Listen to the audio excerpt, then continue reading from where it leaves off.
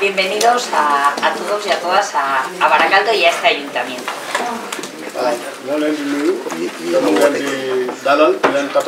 Baracaldo es la cuarta ciudad de Euskadi, la segunda ciudad de Vizcaya.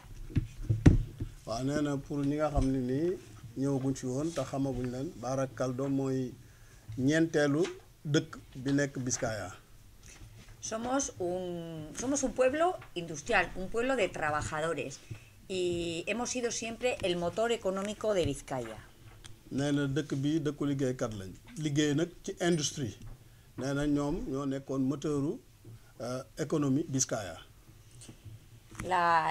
Digo esto porque ese carácter de pueblo trabajador yo creo que forma parte de nuestra forma de ser en esta ciudad.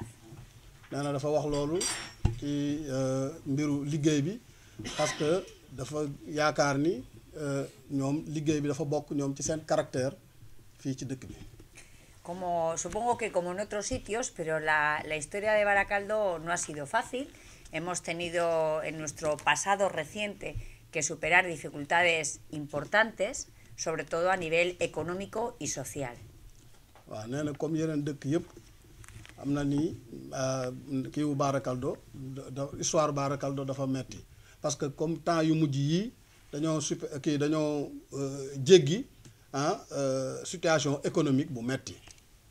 Baracaldo pasó en la época de mis abuelos ser una ciudad de huertas, una ciudad de caseríos, una ciudad pues, agrícola de alguna manera y con algo de minería a una gran ciudad industrial.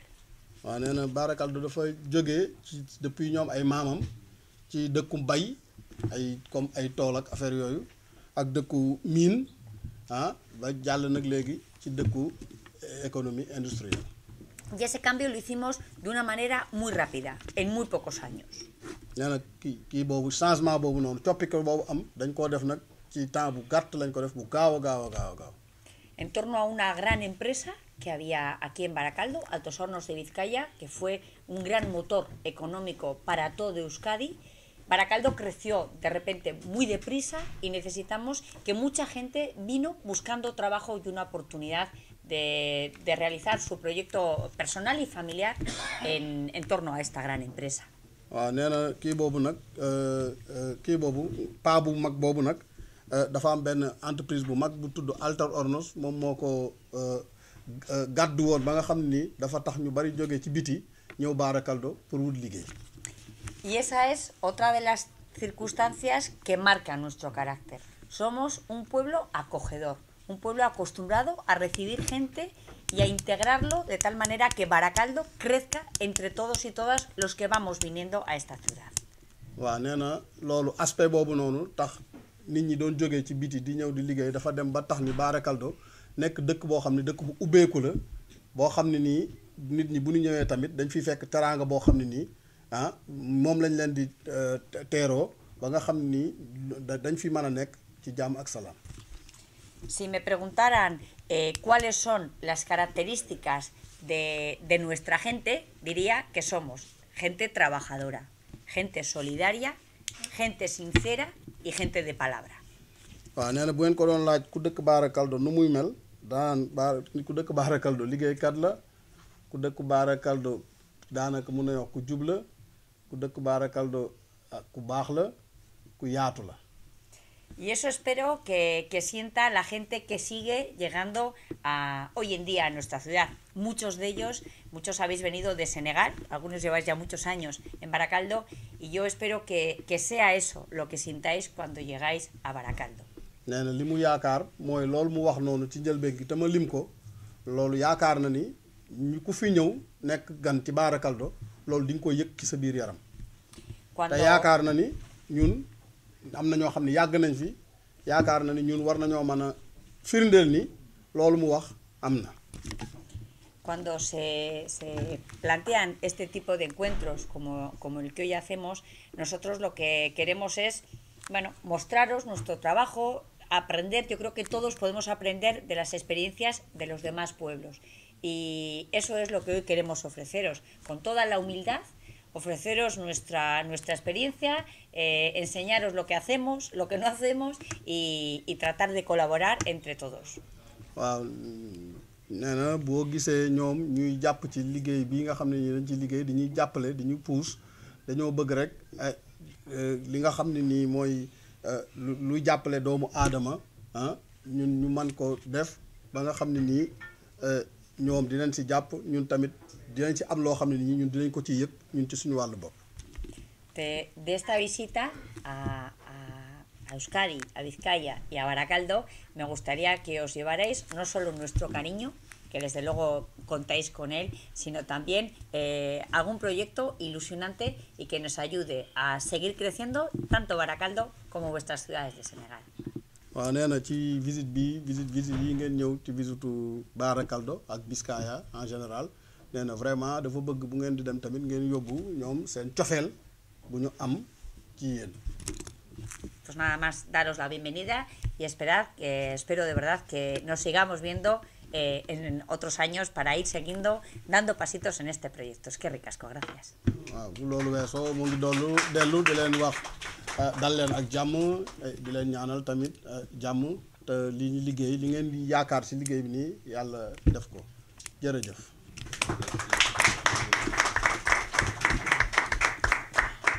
Buenos días y bienvenido a todos y todas. Egunon eta etori gustéis. Muchas gracias, alcaldesa, por recibirnos. Agradecemos de corazón a las autoridades senegales, el representante del cónsul de Senegal en España, en este proyecto tan interesante para nuestro país. El año pasado, por estas fechas, empezamos una nueva aventura en las relaciones vasco-senegalesas. Y este año volvemos con un programa nuevo más intensivo y hecho a medida de las necesidades de las ciudades de Senegal. Vamos a centrar la vista en conocer proyectos agrícolas ganaderos que se desarrollan en la ciudad y pueblos de Vizcaya y establecer un contacto en tú y tú con las ONGs, con el Work Café que se celebra la tarde.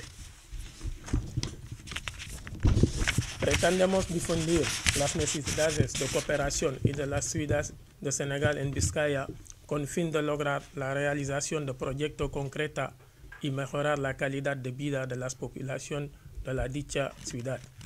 Esperemos este programa que hemos organizado con tanta ilusión en colaboración con los ayuntamientos de Baracaldo, de Munguía, de Bilbao, de la Diputación Foral de Vizcaya, ayudan a lograr ese objetivo y podemos estrechar los lazos de cooperación entre Euskadi y Senegal. De nuevo, alcaldesa, nuestro más sincero agradecimiento por el apoyo de Baracaldo en estas y todas iniciativas promovidas por Teranga.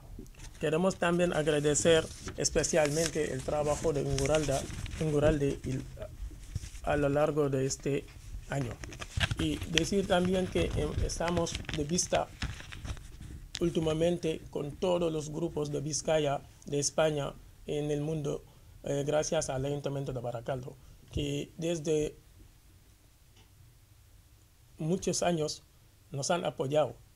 Estábamos en el 2008, 2010 empezando estas actividades con 2 personas, 3 personas, y nos han acogido como gente del pueblo. Y siempre digo que nosotros no nos sentimos más de Baracaldo que el Senegal, de verdad, porque aquí vivimos, aquí comemos, aquí trabajamos, aquí educamos nuestros hijos. Y este apoyo desde el Ayuntamiento de Baracaldo nos ha hecho grande, que cada persona de esa comunidad quiere ser amigos cerca de nosotros. Pero lo vamos a lograr, porque nunca no vamos a olvidar con quién hemos caminado cuando se dice que antes Baracaldo era barro, ahora es hierro. Y nosotros decimos también que ahora mismo Teranga es hierro, antes era barro, pero vamos a sentir al lado de nosotros muchas personalidades, muchas gentes, pero ojalá que no nos equivocamos nunca y iremos donde hemos apoyado siempre. Muchas gracias a todos.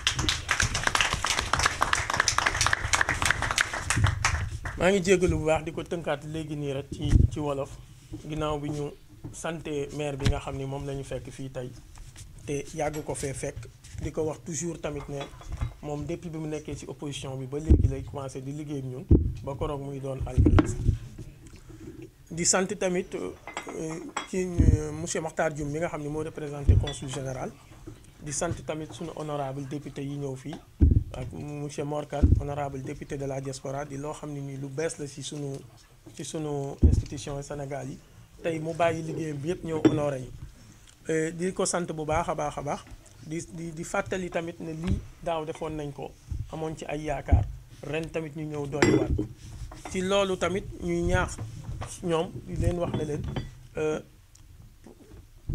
coopération bi nga xam ne bëgg nañ ko entre ñun ak ñoom yëpp pour ñun yokk suñuy pueblo suñuy dëkk Sénégal koom-koom bi nga xam ne am na fii te ñoom am na seen ligne coopération ci seen dëkk yi ñu jaarale ko ci ONG yi ba mu ñëw di ko wax tamit ne ko aussi tamit autorités yi nga xam ne ñi ñoo nekk fii tey jii jóge seeni pueblo ñëw ba fii tey dañoo yor ay charges yu mag yoo xam ne nii ak coopération boobu dina leen mën a dimbali ci lu bari di ko wax ne ko lu mel ne wàllu mbay mel ne wàllu élevage ak tamit santé yooyu yëpp tamit ñu ngi ciy xaar ay mbir yu bari ba tax na tey jii ci ngoon ci 4 heures jotee dinañ tasanteek ay ONG pour jéem a analyser ay projets yoo xam ne nii moom la ñuy def daal di ci sant tamit bu baax a baax Ingurande bi nga xam ne nii ñoom ayuntamiento bi ñoom ñoo ñu ko détaché jox ñu ko ñu ciy liggéey boobaak léegi di moom ma dellusiwaat ci suuf foofu tamit di wax ne liggéey bi ànduñu ci dañ see ànd ak mairie Bilbao mairie bu Barakaldo ak députation Foral ak mairie bu Mungiya tamit ñu ngi collaborer ma ko koy wax sànq nii ci olof ne ko tey neex na teraanga dëgër na dëgër goo xam ne nii ñëpp bëgg nañ ñoo doon def xarit tey wante ñun tamit xam nañu fi ñu déparé ak fi ñu toll ak fi ñu jëm ba tax na lu mu dëgër ñun xam nañu ñun ñooy kan ma ni ko aussi tamit ñoom dañoo amoon benn slogan boo xam ne ñoom dañ ko daan wax ñu ne Barakaldo bu njëkk ban la woon ban léegi nag fer la ma ni ko nag ñun sentir nañu ni ne teraanga démb ban la woon mais tey fer la lu mu doon fer du tax tamit ñi nga xam ne ñu ngi àndoon ak ñoom di dem duñ leen fàtte ginnaaw. Y también dar las gracias a toda la gente que nos han acompañado hoy, porque hoy digamos que es Senegal, no es solo Teranga, porque Teranga está acompañado con diversas asociaciones. Está la asociación religiosos cultural que están ahí, Mutahabina Fillahi, dirigido por Ibrahim Diop como presidente. Está también la Daira Mustarshidin wal Mustarshidat, dirigido por Fode y Adama. Y también tenemos la asociación Bahyay, que es una asociación solo de chicas que tantos años que queríamos que se nazca, al final ha nacido. Entonces le agradecemos mucho a ese apoyo de Bahyay, dirigido por Anta, que están haciendo un trabajo muy perfecto y ordinario dentro de Teranga. Porque hoy sentimos que donde está un hombre grande, siempre hay una mujer grande también al lado. Y nosotros podemos ser hombres grandes, pero están aquí nuestras mujeres. Y hoy tenemos también a un diputado que nunca hemos tenido durante 60 años, 58 años de independencia, que es un diputado de la diáspora senegalés. Ahora, y es de España, de Europa del Sur. Y está aquí su nombre Morkan. Y ha dejado todo, ha venido aquí a honorarnos. No solo por hoy solo, porque hace 5 años había venido aquí a una fiesta de independencia a apoyarnos. Entonces, Morkan, te damos muchas gracias. Loolu dama koy tekki tuuti rek mooy que ni ginnaaw bi nga xamee ne teranga la ñuy wax tey ñu ngi jëmbal teranga wante man sentir naa ni du teranga Sénégal lu tax ma ni Sénégal c'est parce que teranga dafa ànd ak ay association yoo xam ne nii yu am solo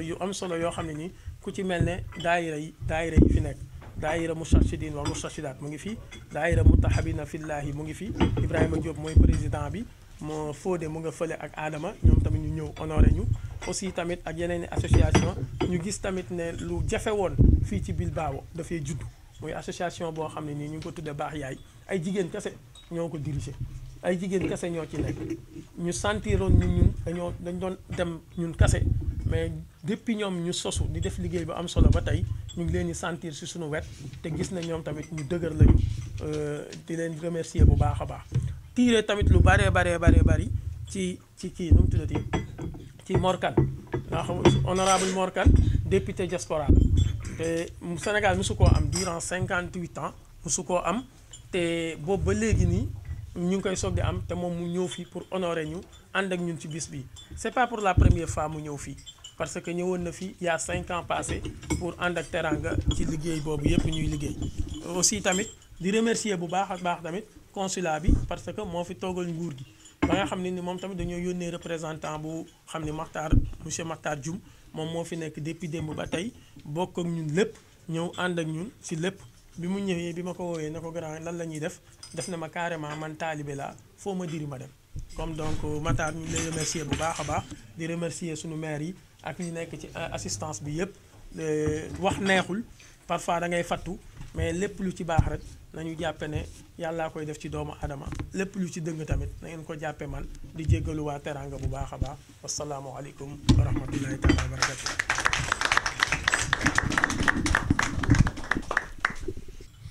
di ko remercier ci tempsam bu précieux bi mu jël jagleel ñu ko por el tiempo precioso que nos ha dedicado.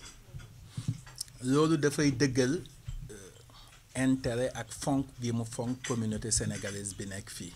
Esto viene a confirmar la importancia que pones en la comunidad sénégalaise. wax na ko ci biir waxam ni population Barakaldo population bu ouverte la bu bëgg gan. Ha dicho en tus palabras que la población de Barakaldo es una población abierta y acogedora. loolu li mu def ni wane na ko. Tus hechos lo confirman. te ñii fi nekk suñu njaboot lañu. Nosotros estamos bajo sus responsabilidades. donc suñu leen toppatoo ñun leen ko defal. Si os preocupados de nosotros lo hacéis por ellos. ñoo ngi leen di gën a dénk communauté sénégalaise bi nekk fii. Está diciendo que os dejo más con la comunidad sénégalaise de aquí. di sant aussi communauté bi bu baax. Está agradeciendo la comunidad sénégalaise. di ko commencé ci président Abdoulaye Wade. Comenzando por el presidente Abdoulaye Wade. ak bureau bi ma fi fekk yépp. Y la asociación Teranga.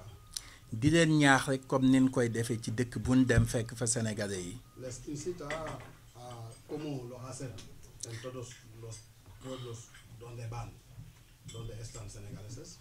ñu gën a sax ci njub.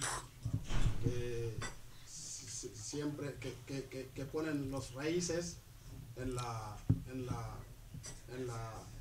el camino derecho. xam na naam sax loolu ci ñoom mais dañ leen di gën a ñaax rek. Saben que ya estamos en el camino derecho, pero le están recordando.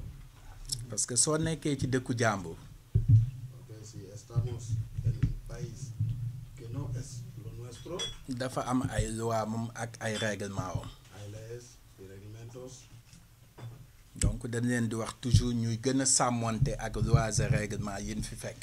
Incitan a los senegaleses a siempre estar de acuerdo con el reglamento y la ley. teewu nag gouvernement bi cëram mooy fexe ba nu nekk kaayu suñu doom yi nekk fii gën a yombe ñu négocier ko ak état espagnol. Esto no significa que el gobierno senegalés no tiene que negociar unos convenios con el Estado español.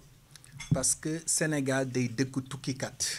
Porque Sénégal es un país de migrantes. suñu nekkee fukki million ak juróom daanaka 4 millions ñoo ngi ci biti. ñuy jouer nag rôle bu am solo ci réew ma. preuve bi li koy wane mooy honorable député Mor Kane bii may nuyu. donc ci suñu assemblée dañoo tànn fukki nit ak juróom yoo xam ni ay député de la diaspora la ñu. saa lu ñuy def ci réew ma ñoom it ñu ciy am te seen kàddu. parce que dañuy wax ni picc ngi ci kaw wante xel maa ngi ci suuf. immigré dafa tukki mais xelam yépp mu ngi Sénégal. donc consulat bi li tax mu nekk fi mooy communauté sénégalaise bi. El consulado está por la comunidad sénégalaise. parce que ambassade dëkk bu nekk dañ ko fay def parce que dafay gérer relation diplomatique entre états. Porque una embajada está en un país para gestionar temas diplomáticos. mais consulat général fu mu am rek communauté moo tax communauté ba def fa nekk. Pero si hay un consulado general es porque hay una importante comunidad de este país ahí. dañuy wax ni ñetti mission la ñu am muy gérer sénégalais yi protéger sénégalais yi ak promouvoir sénégalais yi. Sí, dicen que tienen 3 misiones, gestionar los sénégaleses, protegerles promouvoir fexe ba jëm ci kanam. y promoverles. te loolu moo tax état bi mettre en place ay financement yu muy jàppale doomu Sénégal yi nekk fii.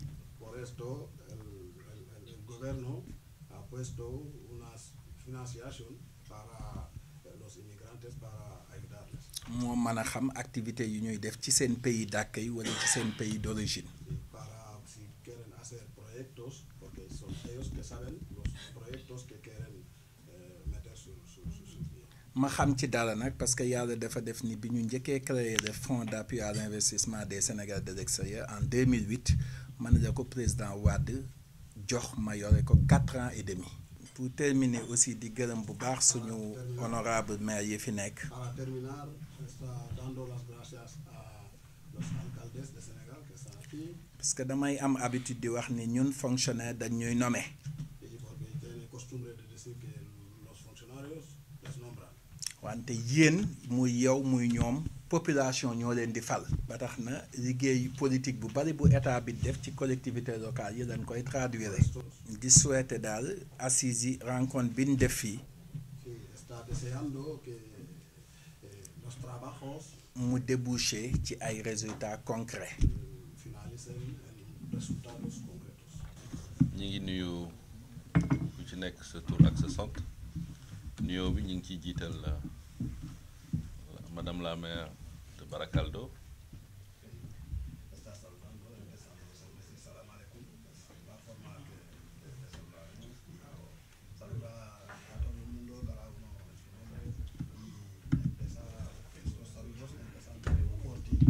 di teg ci représentant du consul Mactar Diom. teg ci honorable député Mor Kane. teg ci honorable conseiller au conseil des collectivités territoriales ak maire yi fi toog yëpp.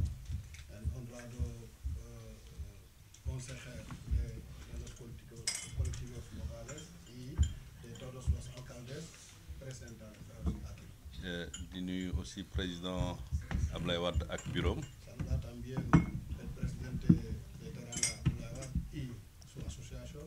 ak mbooloo mi ñu fi fekk yëpp. di sant yàlla bu baax gannaaw bu ñu fi ñëwee daaw mën a ñëwaat dellusiwaat fii feddali li nga xam ni commencé woon nañ ko.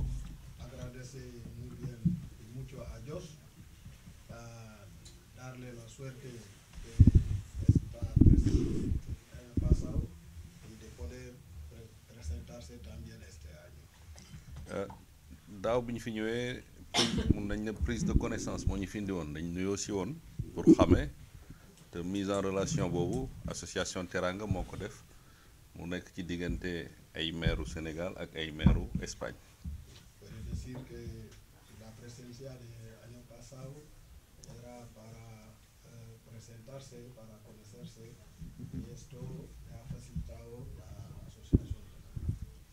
kon ren ñu dellu si waat fi pour renforcer relation boobu pour mun ko transformer loo xam ne dina mun a jëriñ sunu ñaari population yi.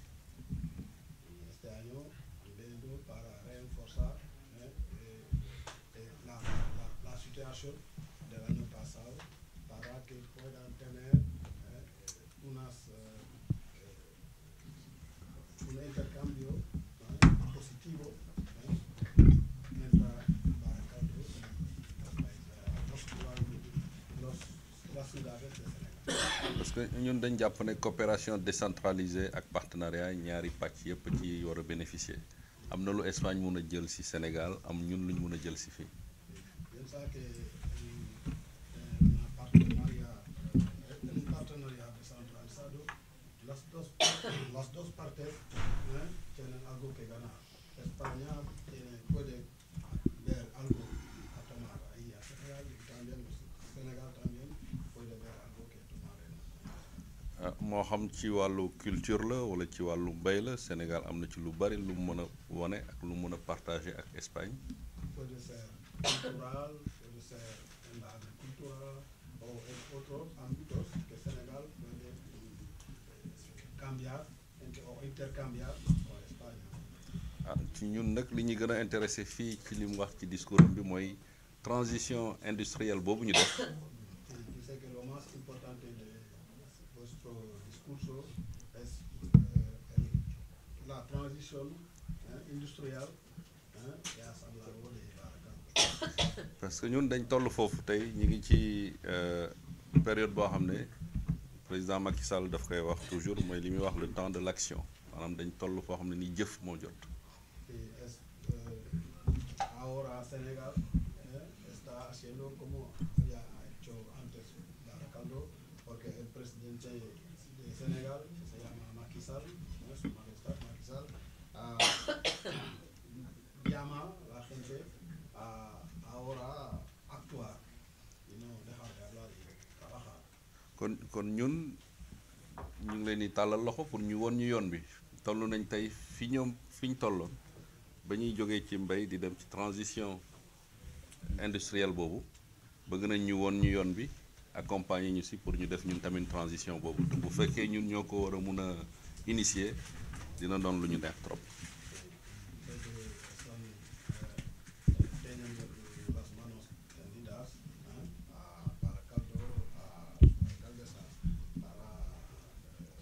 Ayudar o acompañar a este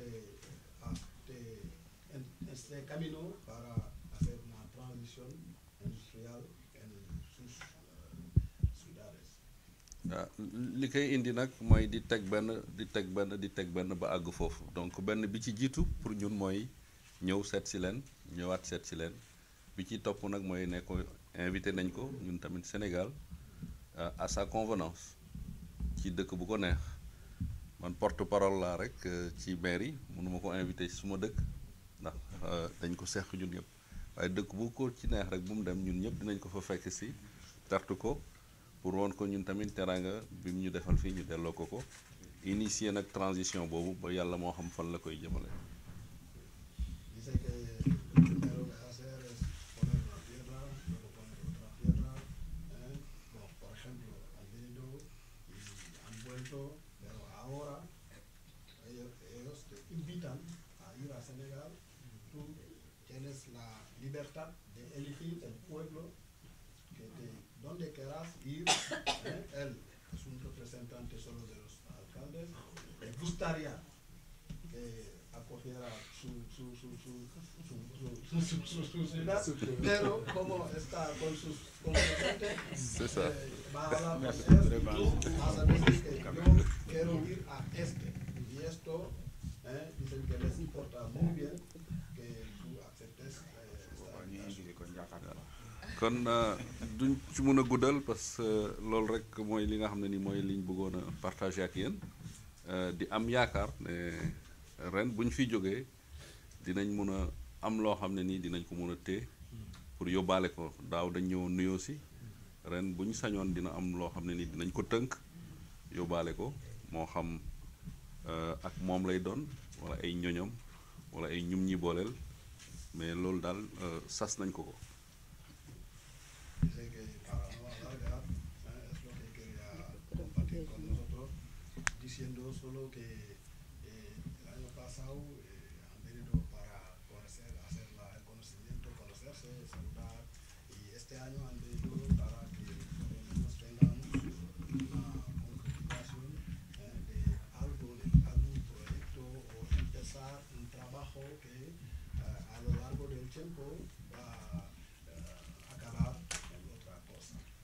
di gërëm encore Teranga ci mise en relation bi muy def di leen encourager di ko gërëm di ko sant ci accueil bi mu ñuy defal saa yu ñu fi ñëwee.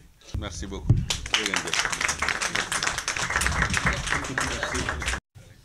Buenos días todos, pero voy a hablar con mi dialecto wolof, pero él va a traducir todos.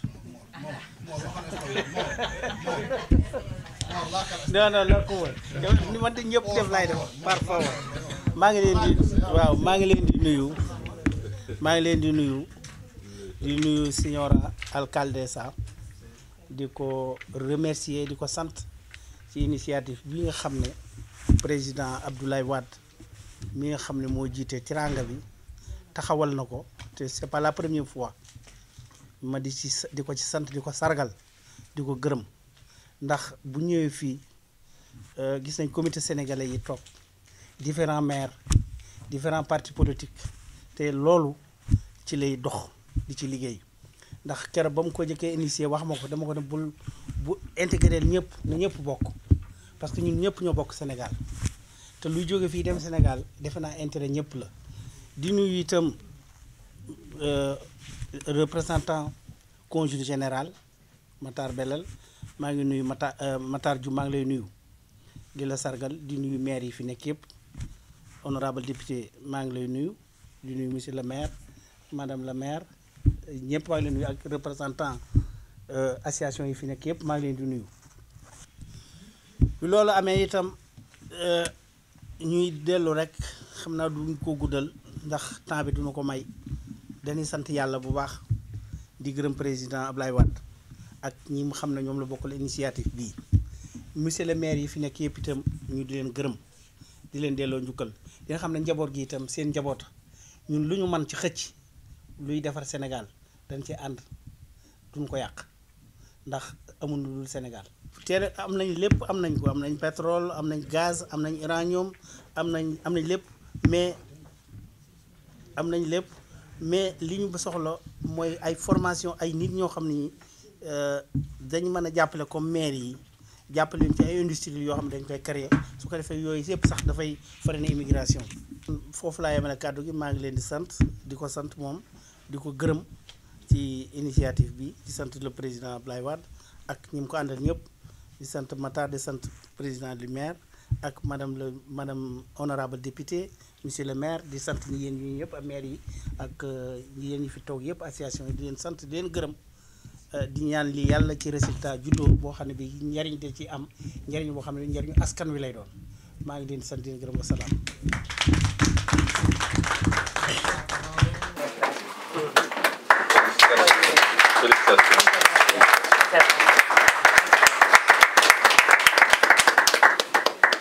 Se explica mucho que Sí. están ellos con vosotros y que siga con muchas cooperaciones, con muchos apoyos y todo esto para Ayuntamiento tener su línea de cooperación. Y ahora mismo nosotros desde Baracaldo, yo no digo, estamos haciendo cosas para que nosotros pudiéramos apoyar a los alcaldes de Senegal, tirando a nuestra línea, porque me siento como uno de Baracaldo y quiero estar en el partido de Baracaldo e intentar apoyar a los alcaldes de Senegal. Y vamos a trabajarlo mucho, por eso hemos dado mano a mano. Muy bonito, muchas gracias. De nada. Muchas gracias.